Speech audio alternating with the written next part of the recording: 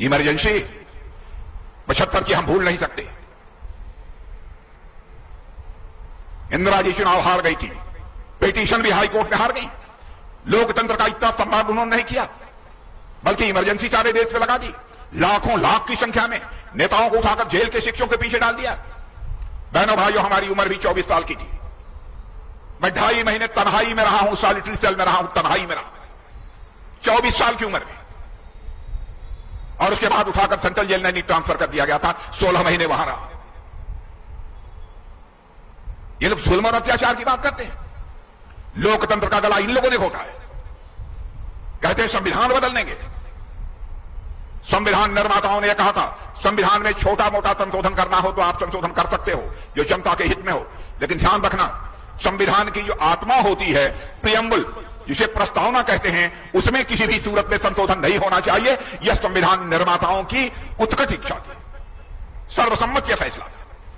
लेकिन श्रीमती इंदिरा गांधी ने लोकतंत्र का गला घोटकर, बहनों भाइयों, भारत के संविधान की प्रस्तावना को भी बदल दिया, प्रियम्बल को ही बदल दिया। ये कहते हैं कि मोदी जी आएंगे तो तानाशाही भारत में आ जाएगी। क्या क्या जुल्म इन लोगों ने नहीं किया। बहनों भाइयों, ज्यादा कुछ नहीं कहना है, देश इस समय आगे बढ़ रहा है। थोड़ा सा केवल आप अपनी कानी उंगली लगा दीजिए, भारत विश्व का सबसे धनवान देश बनकर रहेगा, भारत विश्व का सबसे ताकतवर देश बनकर रहेगा। मैं तो कहता हूं कि इसमें प्रत्याशी मत देखो, आप यह देखो केंद्र में सरकार जो 10 वर्षों से काम कर रही है, फिर से वह सरकार कैसे आएगी।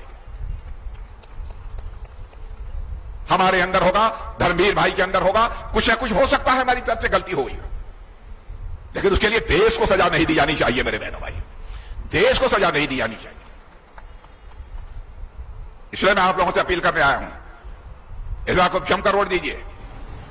जमकर वोट मत दीजिए, देना है या झूम कर वोट दीजिए, पूरे परिवार सहित वोट दीजिए। और एक बात हम लोग बहुत पहले कहते थे, मैं आपको याद दिलाना चाहता हूं। हम लोग कहते थे भैया समझ लो, देश में लक्ष्मी जी तभी आएंगी जब भारतीय जनता पार्टी जीतेगी। तो कोई हम लोगों की बात मानता ही नहीं था। कांग्रेस के लोग कहते थे या भाजपा वाले झूठ बोलते हैं। हम लोगों ने बहुत सोच समझकर अपना चुनाव चिन्ह कमल का फूल रखा, सोच विचार कराकर।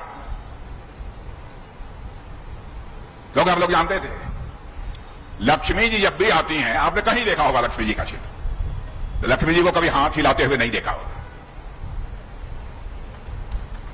लक्ष्मी जी को कहीं झाड़ू लगाते हुए नहीं देखा होगा कि झाड़ू लगाते हुए किसी घर में प्रवेश कर रहे हैं। लक्ष्मी जी को हाथी पर भी बैठ के आते नहीं देखा होगा आपने।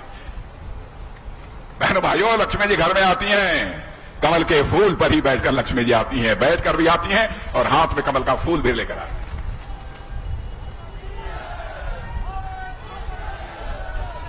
जो हम लोगों ने कहा था, देखिए वो बात सही हो रही। भारत की गरीबी शील समाप्त हो रही थी। मुझे लगता है लक्ष्मी जी प्रतीक्षा कर रहे थे कमल वालों की सरकार कब बनेगी, तब मैं चलूंगी। मैंने भाई सारा रिकॉर्ड इस बार तोड़ दीजिए हमारे धर्मवीर जी के लिए, टूट जाएगा। पिछली बार कितने सीटें थे? 4,44,000। इस बार 5.5 मार दीजिए ना, मार दीजिए 5.5। अरे इतने वोट से तो मैं नहीं जीता था जितने वोट से जीते। कितने % पोल हुआ था?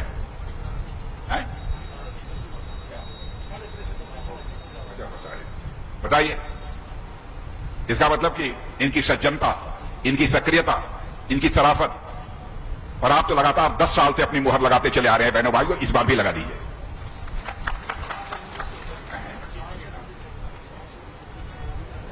अच्छा, कहां रणजीत हैं? इस हाथ से रणजीत से लड़ते हैं। हाँ, मैं ठीक है, तो चलें कि ना चलें? अरे आप लोग कुछ बोल ही नहीं रहे हैं, बैठे रहे हैं। हम चलें कि ना चलें?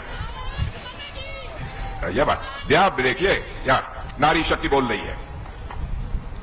और मेरे माताओं बहनों बेटियों सुन लो, यह जो इसके बाद का जो चुनाव होगा ना, विधानसभा और लोकसभा दोनों में 33% का आरक्षण माताओं बहनों और बेटियों को होगा। 33%।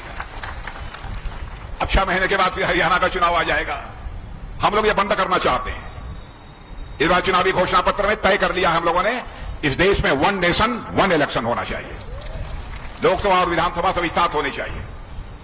और आप देखिएगा इसी 5 वर्ष के अंदर वह दिन भी देखने को मिलेगा, रोज रोज विधानसभा लोकसभा चुनाव नहीं है।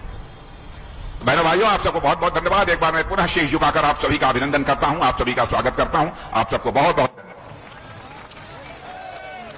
अभी मान्यवर को एक मोमेंटो देकर के उनका सम्मान करेंगे।